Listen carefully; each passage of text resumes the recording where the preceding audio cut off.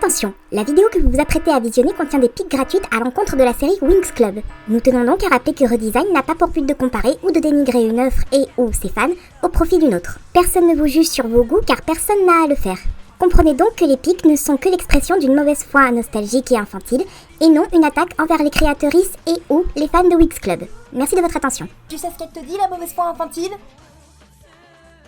Salut les apprentis sorciers, ici la sorcière à lunettes et bienvenue dans mon atelier. Nous arrivons à la fin d'un cycle avec ce qui sera peut-être la dernière vidéo sur cette chaîne. Ça dépendra de la motivation et des projets de ma dessinatrice. Et pour conclure cette petite aventure, je vous propose de nous attarder sur l'adaptation d'une BD qui a livré puis perdu une guerre entre deux licences de Magical Girl féerique italienne, de manière injuste parce qu'elle est bien plus cool, Witch.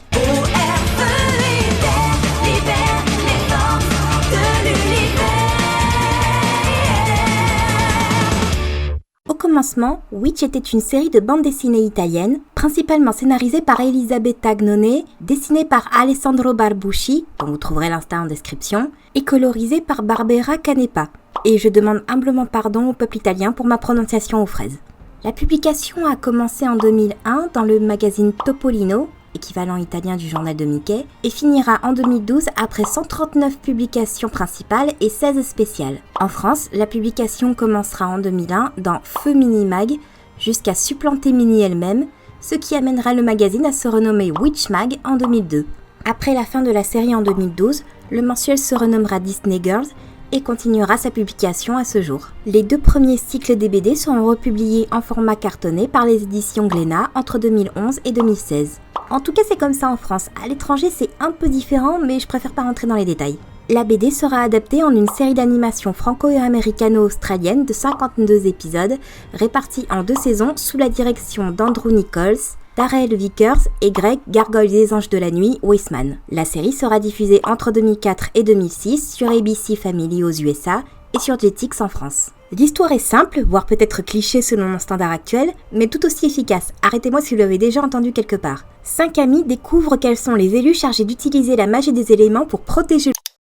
Non mais je voulais pas dire arrêtez-moi littéralement. Non mais oh. Je disais donc. Will, Irma, Tarani, Cornelia et Eileen sont des collégiennes plus que normales qui découvrent du jour au lendemain qu'il existe une infinité de mondes autour du leur, que l'un d'entre eux, Meridian, est dirigé par Phobos, un prince aux ambitions de conquête du multivers, que Kandrakar, la forteresse au centre de l'infini qui dirige ce bazar, a donc érigé une muraille autour de Meridian qui retient Phobos sur place, mais que depuis le temps, elle est devenue moins solide et laisse des portails apparaître, et donc il faut des gardiennes dotées de pouvoirs élémentaires pour protéger tous les mondes et refermer les portails. Et ces gardiennes, ce sont elles. Nos héroïnes vont donc devoir concilier la protection de la Terre avec leur quotidien banal, grâce au cœur de Kandrakar, leur super talisman, et au pouvoir de l'amitié.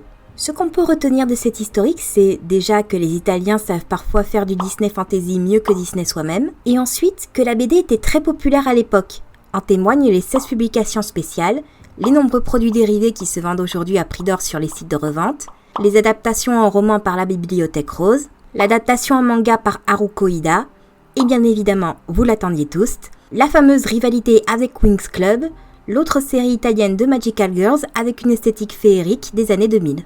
Malgré les imperfections plus qu'évidentes de l'intrigue et de l'animation, et sûrement grâce à sa diffusion prématurée, c'est Winx Club qui a reçu les multiples saisons, les spin-offs, les films au ciné et le remake reboot sur Netflix.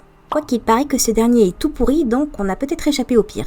Mais je ne suis pas là pour débattre des défauts évidents de Winx Club ou de tout ce que cette série bas de gamme a volé à nos gardiennes.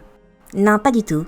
Si je suis là, c'est pour faire travailler notre imagination en redessinant et en réécrivant les Witch. À nos marques. Prêts ? Dessinons.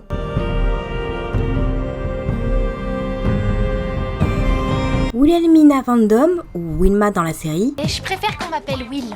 D'accord, est celle qui reçoit le talisman qui donne leur pouvoir aux filles, El Famoso Cœur de Kandrakar, ce qui la promeut au rôle de chef des Witch. Ses parents sont divorcés depuis peu au début de l'histoire, et elle a récemment emménagé à Etherfield avec sa mère Suzanne. Elle a d'ailleurs une relation assez houleuse avec cette dernière, qui oscille entre l'amour fou et les conflits générés par la crise d'ado et les soucis communs aux parents célibataires.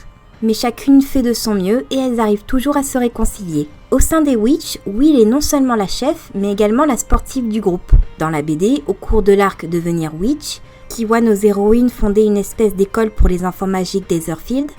Elle enseigne l'autodéfense et les sports en général. Elle fait également de la natation à un niveau compétitif et représente son école. C'est aussi une amie des animaux, une fanatique des grenouilles qui travaille dans une petite animalerie et adopte un loir sous les conseils de son boss. Côté amour, elle développe une relation longue durée avec Matt Olsen, le petit-fils de son patron, qui sera plus tard mis au courant de son identité magique. Malgré ses bonnes intentions, le point faible de Will reste sa peur d'être abandonné, qui l'empêche de faire pleinement confiance aux autres, voire de faire des trucs idiots par jalousie. Mais elle fait de son mieux pour corriger ses défauts et pour être une bonne leader. Les witches se partagent des pouvoirs communs, la télépathie, l'invisibilité, la création de doubles, mais chacune a 2-3 trucs bien à elle. En tant que gardienne du cœur, Will est dotée du pouvoir de l'énergie absolue, ou, comme ils disent dans la série, la quintessence, ce qui se manifeste par un certain contrôle sur l'électricité et d'autres formes d'énergie magique. Elle peut entre autres communiquer avec les appareils électriques, absorber des objets dans le cœur, générer des éclairs, ouvrir/refermer les portails dans la muraille, et déclencher la séquence de transformation. Elle est jouée par Kelly Stables en anglais et Karine Pinotto en français. Mais si jamais je dois faire une fête, je penserai à vous 4 pour l'animation. Honnêtement, la grande force de la BD et de la série de manière un peu amoindrie, c'est sa façon de montrer les soucis des ados sans pour autant leur faire la morale ou les dénigrer sous prétexte que ce sont des sentiments immatures. Will est une fille complexée par son apparence, son passé et sa jalousie, mais elle fait néanmoins de son mieux pour pouvoir faire ce qui est juste. Et ça, c'est beau. Ça va pas être évident, mais je vais aussi faire de mon mieux.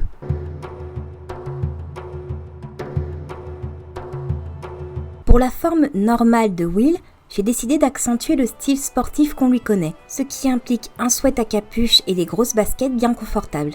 Et aussi étrange que ça paraisse, j'ai décidé d'en faire une skateuse. Parce que c'est plus facile à dessiner qu'un vélo, non sérieux, tester chez vous c'est une galère pas croyable. Et puis c'est plus facile de fuir tes soucis sur un skateboard jusqu'au moment où tu décides de faire face. Mais je spoil un peu ma réécriture de son personnage, parlons encore Chara Design. C'est surtout sur leur forme transformée qu'on va faire les changements les plus importants. C'est vrai qu'avoir des couleurs communes à tout le groupe permet une certaine unité et donne une impression d'uniforme. Mais j'ai envie de laisser mes witches porter fièrement leurs couleurs et leurs symboles. Histoire d'éviter la confusion avec une certaine autre licence à fées, on va partir sur une esthétique plus proche des sorcières modernes. Et n'en déplaise à Edna Mode, j'insiste pour les capes. Elles serviront de bouclier, de jetpack, sauf pour Eileen, et de manteau d'invisibilité. Sinon, de quoi a besoin une sorcière à votre avis ? D'un outil pour utiliser ses pouvoirs et qu'on peut facilement cacher, bien sûr. J'aimerais donc reprendre un petit passage dans le cycle de la BD La puissance d'Andarno, où, après une période où nos héroïnes semblent s'éloigner les unes des autres, Eileen fabrique des petits bijoux pour essayer de les réconcilier. Un bracelet pour Will, un collier pour Irma, un élastique pour Tarani, une bague pour Cornelia et un pins pour elle-même. À chacune son bijou et donc son amulette qui se change en baguette. Sauf dans le cas de Will, où le cœur de Kandrakar restera un médaillon qui lui permettra de lancer la séquence de transformation, servira de boussole à trucs magiques, de lampe torche, de générateur de tir d'énergie et de maintenance des portails. Dans mon scénario, Will emménage récemment avec sa mère à Etherfield et fait une première impression assez mitigée en cognant des brutes de son bahut dès son arrivée pour protéger un Loir blessé. Mais le système éducatif étant ce qu'il est, elle se fait aussi coller, ce qui lui permet de rencontrer Irma et Eileen. En rentrant chez elle, Will découvre un collier mystérieux dans son sac à dos et décide de le garder parce qu'elle le trouve joli. Le lendemain, Will se rend au Silver Dragon et re-rencontre Irma et Eileen ainsi que Yanlin. Cette dernière leur fait alors la révélation des autres mondes, de la muraille et de leur rôle dans la protection de celle-ci. Will refuse au départ d'y croire, mais Yanlin lui fait remarquer que le cœur de Kandrakar l'a déjà choisi comme porteuse. C'est le collier dont j'ai parlé, vous vous souvenez ? Après une partie du chapitre sage de l'épisode à tout remettre en question, elle acceptera de devenir une gardienne et de chercher les 2 autres élus pour former le groupe. Sauf que les problèmes de confiance de Will, en autrui et en elle-même, n'aident pas à la manœuvre. Elle devra accepter qu'elle ne peut pas tout faire toute seule et que la confiance doit être mutuelle pour pouvoir avancer.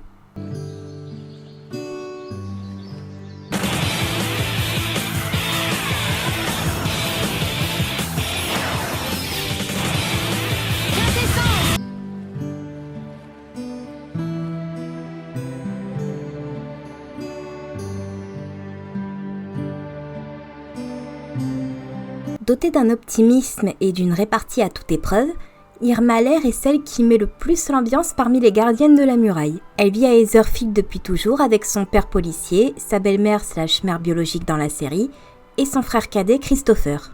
Elle est le clown du groupe qui aime se moquer de ses ennemis tout en leur bottant le derche. Tout comme une certaine araignée de New York, son humour sert en général à dédramatiser la situation tout en encourageant ses amis. Mais cette attitude est à double tranchant, car elle passe ainsi pour une idiote incapable de prendre une situation au sérieux. Et comme la majorité des personnages comiques, elle cumule les défauts. Elle est gourmande, parfois immature et assez égoïste, dans le sens où ça ne la dérange pas d'utiliser ses pouvoirs à des fins personnelles et souvent très futiles, genre impressionner le beau gosse du coin. Mais on comprend assez rapidement qu'elle est tout aussi complexée que Will et que son humour lui permet avant tout de cacher ses propres insécurités. Elle a du mal avec les personnes trop sérieuses, comme Horub dans la BD ou Cornelia en général. Ça ne l'empêche pas de faire ce qu'elle peut pour soutenir ses amis. Dans la série, elle est un peu plus sarcastique et cassante, mais reste la rigolote de la bande. En tant que gardienne de l'eau, Irma peut la générer et la contrôler sous ses 3 formes, mais également influencer la pensée des autres, changer la couleur d'un tissu et prédire le futur quand elle touche l'eau. Elle est jouée par Candy Milo en anglais et par Célia Charpentier en français. Ah, c'est dingue. D'un seul coup, la conversation a dévié et Cornelia n'était plus le centre de l'univers. On a complètement perdu la tête. Irma a longtemps été ma witch préférée et je pense qu'elle a pas mal influencé mon humour vaseux. Maintenant, j'ai plus de mal à choisir mes chouchoutes, mais je l'aime toujours autant. Elle n'aura cependant aucun traitement de faveur dans ma réécriture.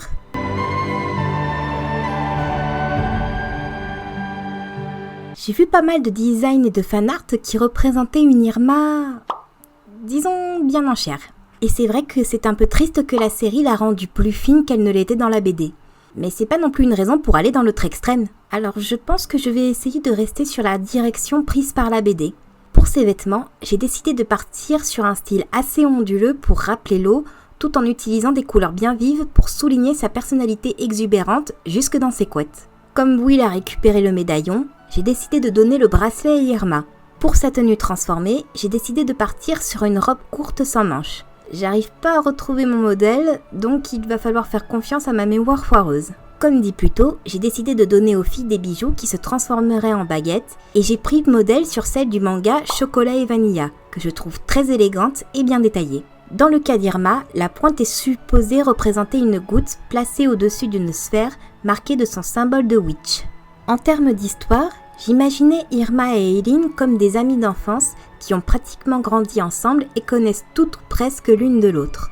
Quand Yanlin révèle aux filles leur rôle de protectrice de la Terre au pouvoir magique, Irma serait la plus enthousiaste du lot malgré les réticences de Will. J'aimerais la garder dans le rôle du clown du groupe qui gère ses insécurités par l'humour. Mais j'aimerais presque porter ça à un niveau supérieur, dans le sens où ma version d'Irma serait du genre à prendre des risques parfois inconsidérés en pleine bataille sans faire attention à sa propre sécurité. Son but à long terme sera d'accepter qu'elle est tout aussi importante que ses amis et qu'elle doit pouvoir se protéger elle-même avant de penser à protéger les autres.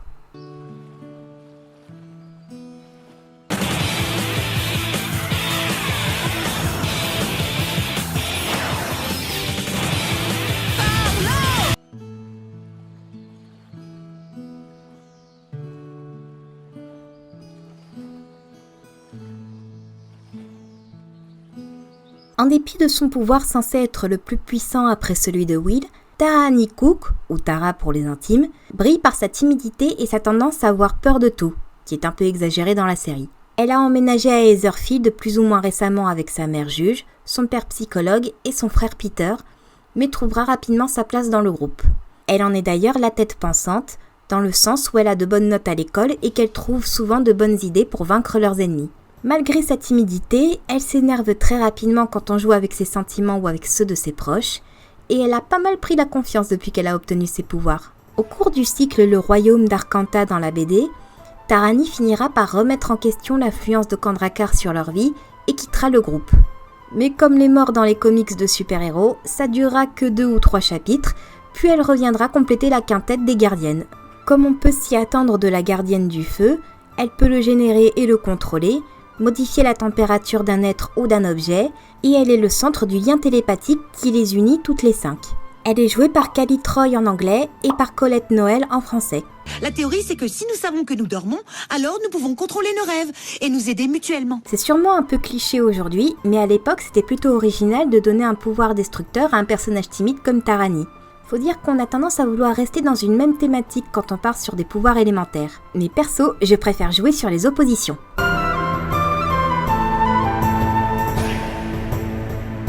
La dite opposition ne serait pas tellement dans son apparence, parce que j'aime beaucoup les couleurs utilisées dans la majorité de ces looks, que vous voyez en référence. J'ai choisi une découpe simple, mais qu'il serait possible de décorer avec des motifs qui évoqueraient les cultures panafricaines.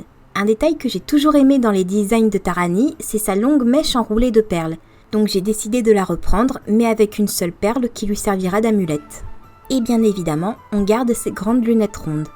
Pour sa version transformée, j'ai décidé de partir sur une capuche à bout pointu, plus subtile qu'un chapeau, un short et des chaussures confortables. Le tout avec des extrémités qui feraient penser à des flammes. Et elle garderait ses cheveux courts. Faut dire que j'ai jamais compris l'idée des cheveux en pâte d'araignée, même après que le cycle New Power en fasse des dreadlocks en bonne et due forme. Pour sa baguette, j'ai décidé de partir sur un design sans beaucoup de fioritures, simple et efficace. Si vous vous rappelez de ce que j'ai dit pour Will et Irma, j'avais dans l'idée que le groupe ne soit pas formé dès le départ. Une fois Will convaincu, il faudra bien trouver les 2 autres gardiennes parmi les élèves de leur école. Et je pense que Tarani serait la première à être recrutée, après un épisode alambiqué qui servira à la mettre au courant de tout et à lui faire accepter l'existence de la magie. En termes de personnalité, je pense que j'aimerais qu'elle soit dans le spectre autistique, ce qui impliquerait qu'elle a une capacité de concentration et d'analyse assez développée, mais a du mal à comprendre les émotions et le second degré, et qu'elle ressent les sons et les températures différemment. C'est pour ça qu'elle a un casque dans sa version humaine et une capuche dans sa version transformée. Son empathie serait peu développée, ce qui l'empêcherait d'utiliser ses pouvoirs au maximum et de se faire une place réelle dans le groupe. Au cours de la série, elle apprendrait à se laisser aller et à essayer de comprendre ses sentiments et ceux des autres. C'est pas évident, mais elle essaye et c'est tout à son honneur.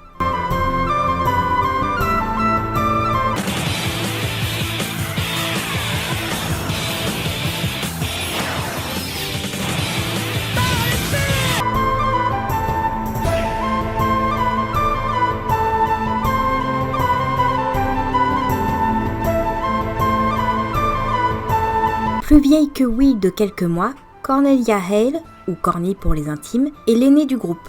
Elle vit dans un quartier huppé de la ville avec ses parents et sa sœur Liliane, et elle est adepte du style classique élégant. Elle est considérée comme une des plus belles filles du collège et en tire un certain orgueil qu'elle n'a pas peur d'étaler.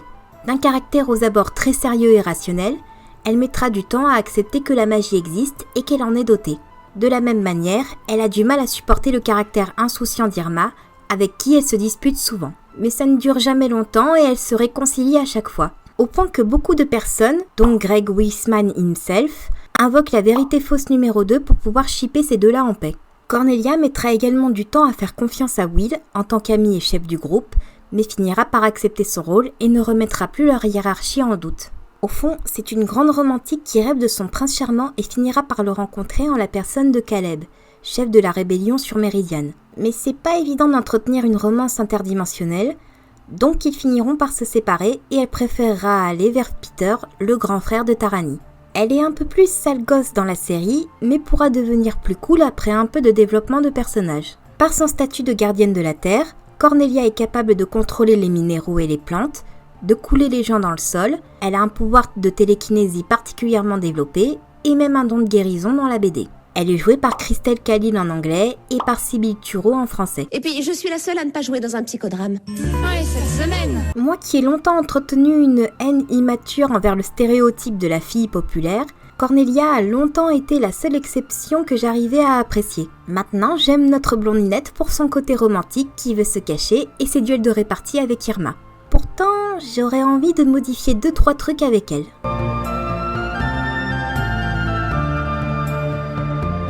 Pour Cornelia, je suis partie sur des vêtements qui paraissent à la fois professionnels et adultes. C'est aussi pour cette raison que j'ai décidé de nouer ses cheveux en chignon, même si elle se permet parfois des excentricités comme ses bracelets et plus tard sa bague amulette. Cette recherche d'élégance continue d'ailleurs dans sa tenue transformée, que j'espère rendre bien droite et bien chic. Mais je crois que mon détail préféré reste les motifs de racines sur sa cape et le bas de sa robe.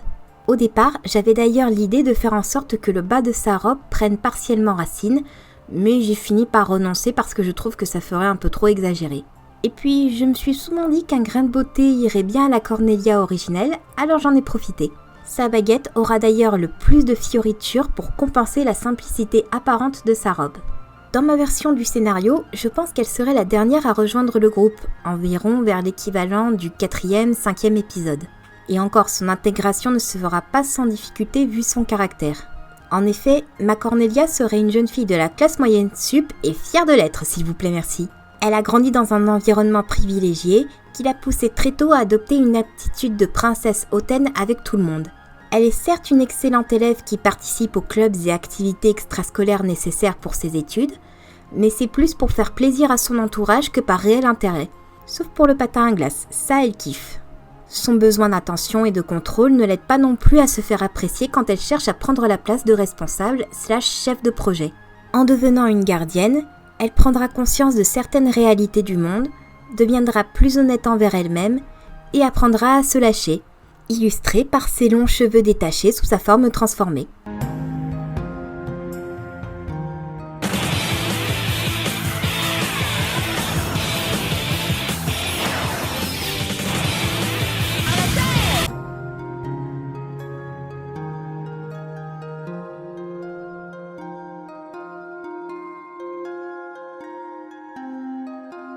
D'origine chinoise, Eileen est l'artiste à tendance geek du groupe.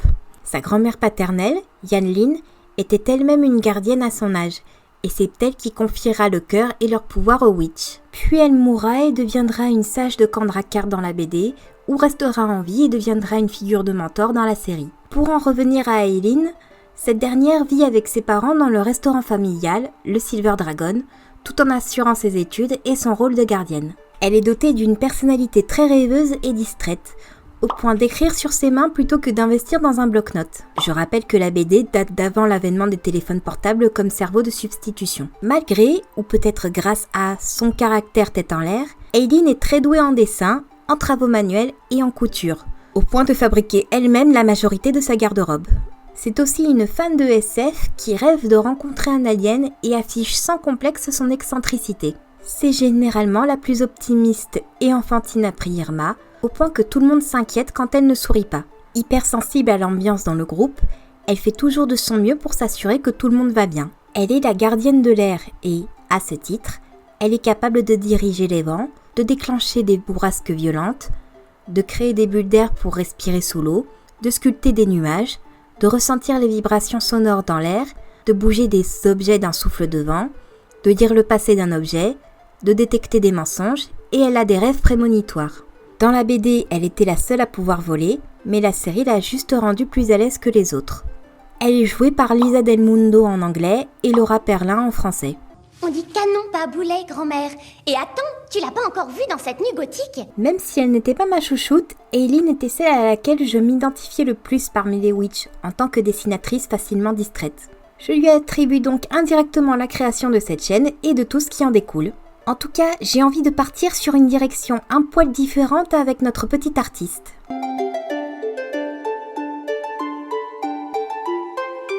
En effet, j'ai eu envie de conserver le désir d'excentricité dans son personnage original. Fière de ses origines, elle bricole régulièrement des tenues à la découpe chinoise avec des stickers, des motifs originaux ou des pins, comme son amulette. J'ai donc décidé de garder ses grosses lunettes, qu'elle a fini par perdre dans la BD, ainsi que des chaussures à roulettes, des mitaines et des boucles d'oreilles sous coupe volante. Qu'importe l'opinion des autres, tant qu'elle trouve ça cool, elle le portera ou l'accommodera à sa sauce. D'ailleurs, j'imagine Eileen comme une fan de travaux manuels en tout genre. Dessin, peinture, couture, sculpture, bricolage de petits engrenages, fabrication d'amulettes, tout ce qui peut lui permettre d'occuper ses petites mimines. Vous noterez d'ailleurs son sac rempli de fournitures, ses poches pleines de petites fioritures et les outils dans ses mains et dans ses cheveux. Pour sa forme transformée, j'ai pris un peu d'inspiration des oiseaux. Son haut se termine donc en queue de pie fantaisie et sa cape ressemble à des ailes, même si elle est techniquement capable de léviter par elle-même. Pour sa baguette, j'ai voulu m'inspirer du concept des 4 vents, donc je l'ai faite se terminer par une sorte de roue qui lui permet de booster ses bourrasques à différents niveaux. En tant qu'aviatrice non officielle des Witch, j'ai décidé de lui laisser ses lunettes de sa forme normale. Dans mon scénario, Eileen a grandi dans la connaissance de la magie, de la muraille et du reste par sa grand-mère et a commencé très jeune à bricoler de petits objets magiques. C'est d'ailleurs elle qui a mis au point les baguettes amulettes de nos héroïnes. Amie d'enfance d'Irma, elle a longtemps culpabilisé de ne pas pouvoir dire la vérité à cette dernière et voudra être plus honnête avec ses amis. Elle a l'habitude d'observer les clients du Silver Dragon, ce qui lui a appris à décrypter les micro-expressions. Ainsi, elle sait toujours comment se sentent les autres witches et fait toujours de son mieux pour les consoler, quels que soient leurs soucis. En réalité, elle craint de ne pas être à la hauteur de Yanlin, qui est considérée comme une gardienne légendaire par tout camp Drakkar.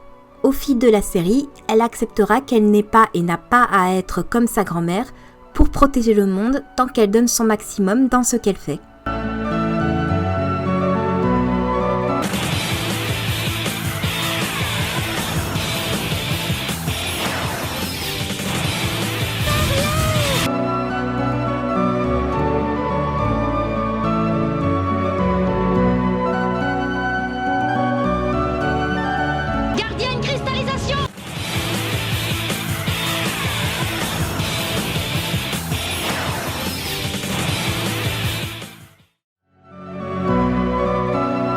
Pour mon dernier épisode, je voulais partir sur une licence qui a marqué mon enfance. Et contrairement à Ray, ça a pas fait ch'boum là-dedans. J'ai pris un peu le train en marche avec une cousine, mais au final on a pu rattraper notre retard et vraiment profiter de la sortie de chaque magazine comme il se devait.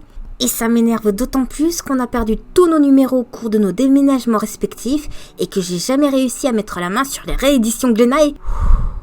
Je me calme. C'est vrai que c'est assez marrant de se dire que les witches sont techniquement des héroïnes Disney, mais n'ont jamais eu plus de marketing autour d'elles que ça. C'est pas comme une certaine autre série de Magical Girl féerique où les héroïnes sont des clones pailletés et où tous les problèmes de l'univers s'effacent devant ceux de l'héroïne principale qui trône au sommet de cette pile de Marissou, mal animée dans un univers hyper mal construit et... Ça suffit la mauvaise foi. C'est pas parce que Wings est plus exploité que Witch que tu peux te permettre d'être aussi immature. Y a pas de qui tiennent. T'as même pas terminé la saison 1, alors t'es mal passé pour en dire du mal. Maintenant tu vas méditer sur ton comportement ou je te confisque ton pomme globine. C'est bon, t'es plus puni. Tu peux bouder tant que tu veux, mais en attendant t'as une conclusion à présenter. Ok.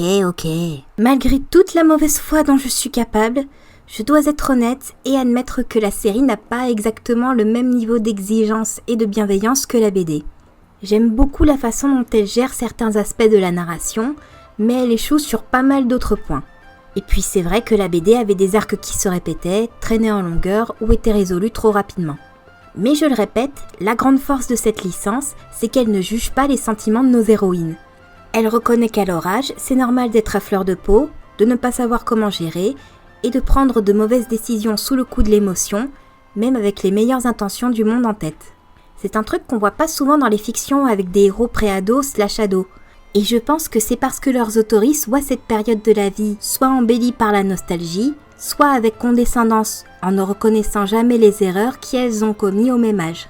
Je sais pas vous, mais perso, à 13-14 ans, j'étais une petite conne et moi j'avais pas l'excuse de devoir sauver le monde en secret.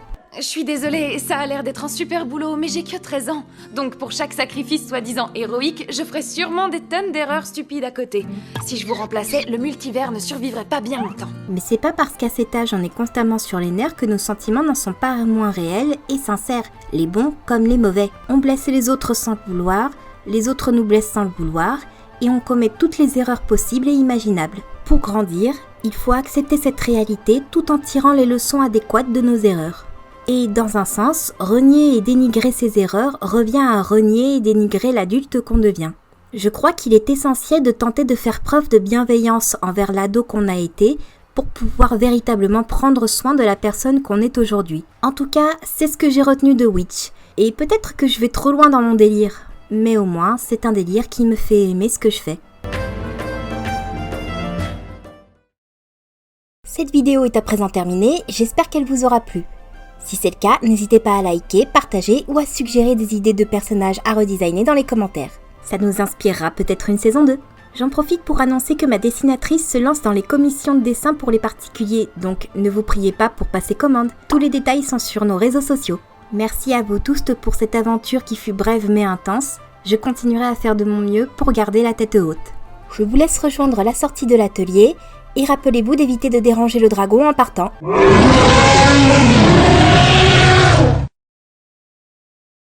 Bon bah ça me donnera l'occasion d'enfin réparer cette fichue clôture.